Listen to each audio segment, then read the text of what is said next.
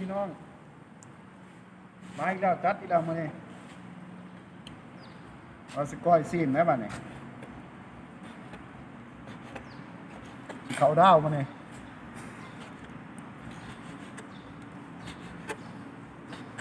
สีสดๆจากตลาดเลย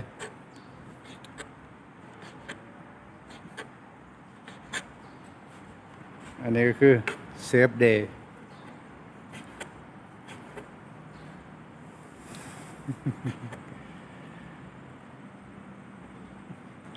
ซื้อมาจากบาทนี่เนาะ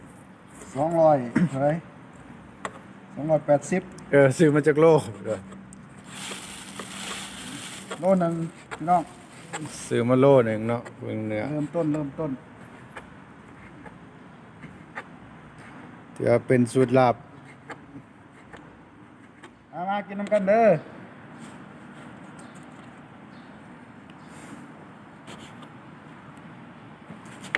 กินน้ำกันพี่น้องกินน้ำกันนี่พลาดบ่ได้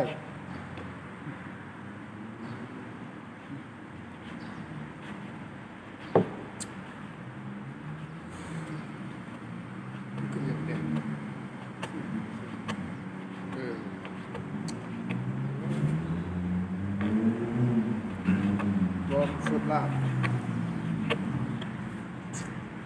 อันนี้คือที่ซอยแล้วเลยสิเบ็ดปล่อยคมๆมื้อนี้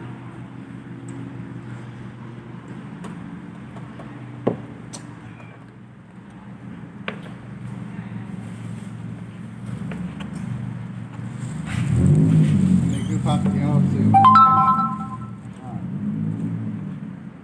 มีต้นหอมผักชีแล้วก็แตงเดี๋ยวเอาไปล้างก่อน ใช่ปะกำลัง มาพี่ขอก่อนเลยดิเซฟไงนะฮะมาพี่เจ๊เพิ่มเลยเจ๊บริตั้มกงสดแหละผมหมดเลย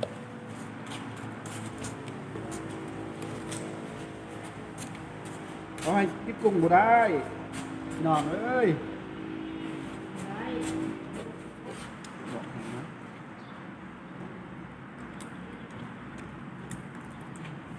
รอไปดิไม่เคยเดินต้นเลย รอ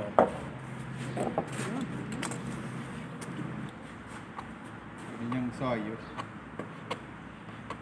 แกะสิแล้วเหลือแต่เครื่องในมัน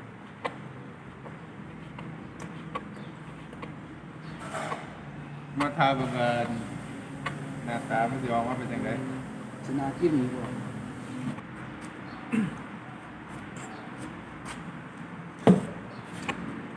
นี่คือผักเนาะ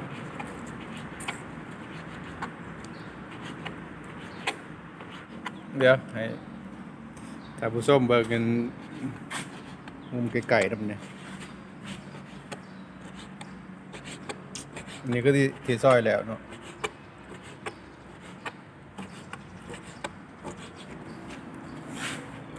อันนี้คือนาตาเซฟเฮา เบิ่งกันนี่เด้อพี่น้องเลยติดตามกันแน่ เห็ดมื้อนี้เอ็นจังเมนูอะ2เมนูเลยเนาะ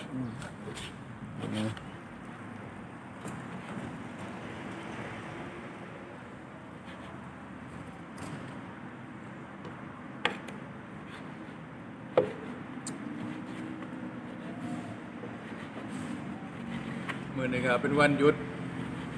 ช่วงปีใหม่หยุด 3-4 มื้อฮะ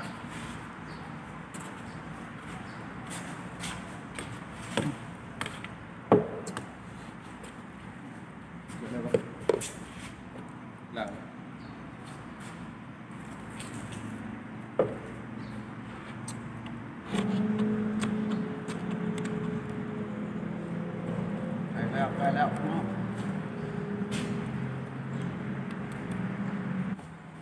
อันนี้คือเฮาสิตก เพี้ยพี่น้อง อืม เราใส่เพี้ยลงไปนี่ขาดบ่ได้ต้องใส่เลือด นะ นี่ตัวนี้นี่ อันนี้คือที่ซอยแล้วนะรอปรุงอย่างเดียวใส่ข้าวคั่วลงไป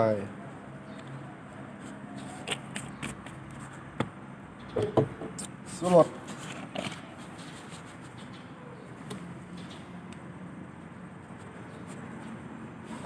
โอ้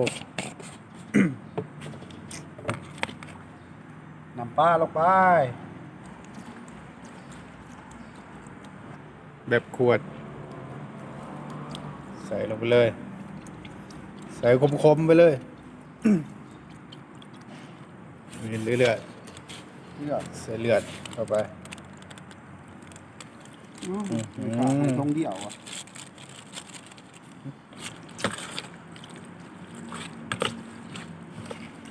โอ้หน้าตาดูดีแล้ว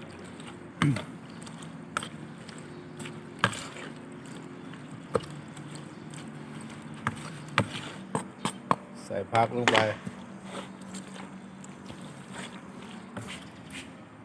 เอาซิม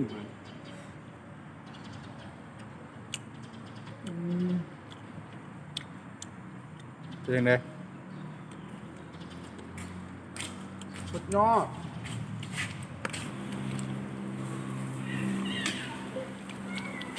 ต้ม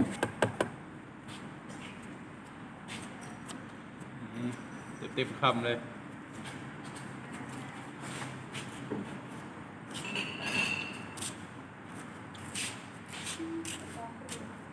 มีแบงค์ย่อย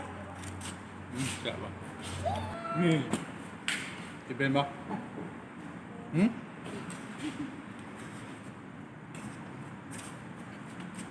และนี่คือหนูดา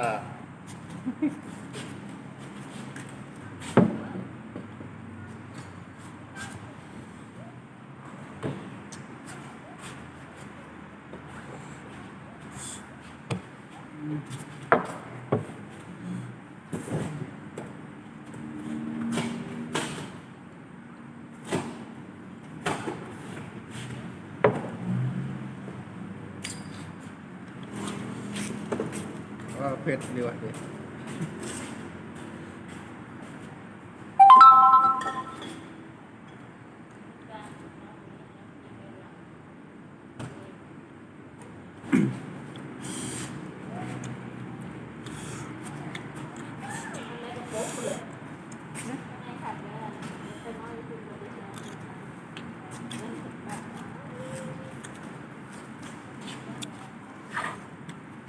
หัวพ่อยังวะ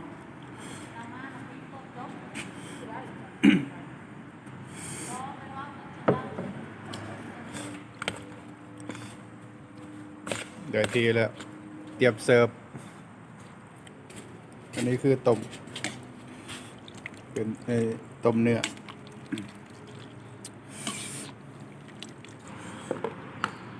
เดี๋ยวสดอันนี้ก็ไป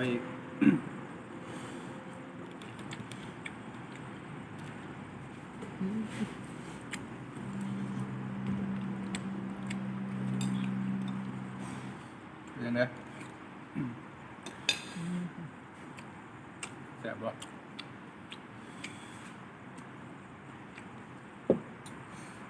น้องแม่เสีย ไปบนยินแล้วบอก บ่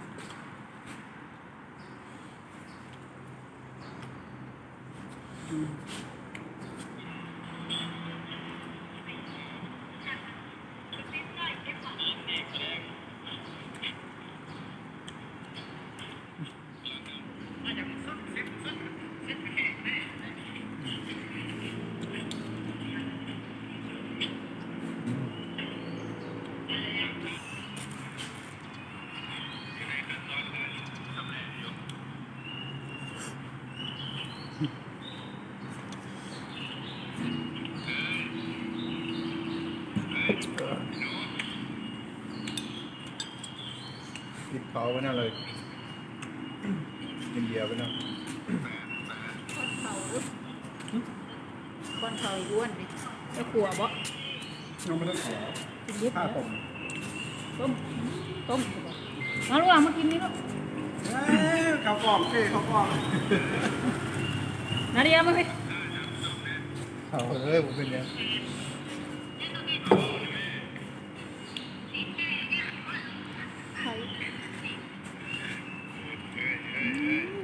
เอาเลยป้อนเขาไหมเนี่ยไม่เดี๋ยวไปที่จีน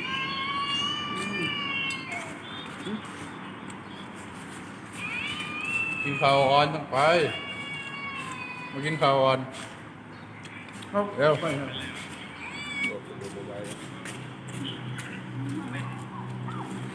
ไปไหม ไปใครอ่ะไปใคร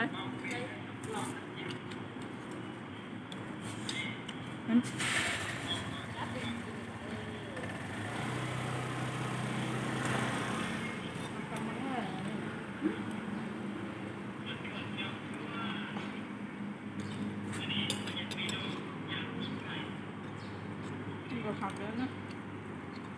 กินไปคืนนะกินไก่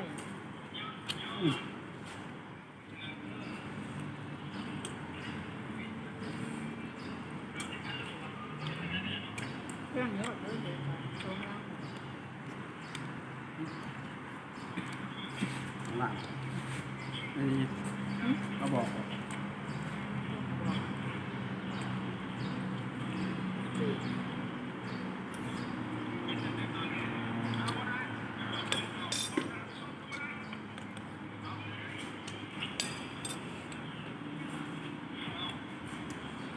หัวเลยหัวมันตัดผม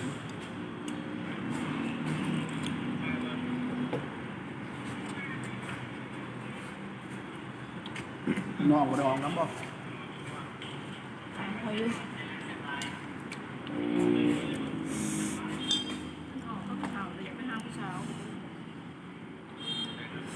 อุ้ยไปเลยแท็กตักเอาไง ไปเหรอ เอาไหมพอแล้ว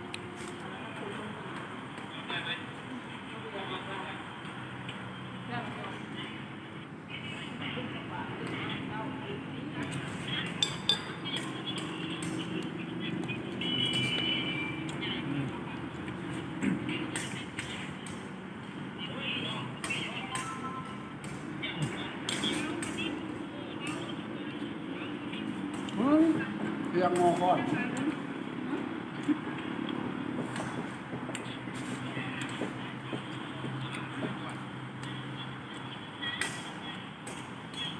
กลัวพี่น้องกินบ่เบิดกินลิฟต์ร้ายหมด มันหมดแล้วขวดแล้วมั้งไหม ก็รู้สึกว่าแน่นท้องแล้วตอนนี้ คิดๆบ้างทางนั้นเหมือนเขาบ้างเลยครับกินบุบบอกเขากินเท่าไหร่กินบุบจ้าเขากินบุบ ซึกอิ่มแล้วพี่น้องเอ้ย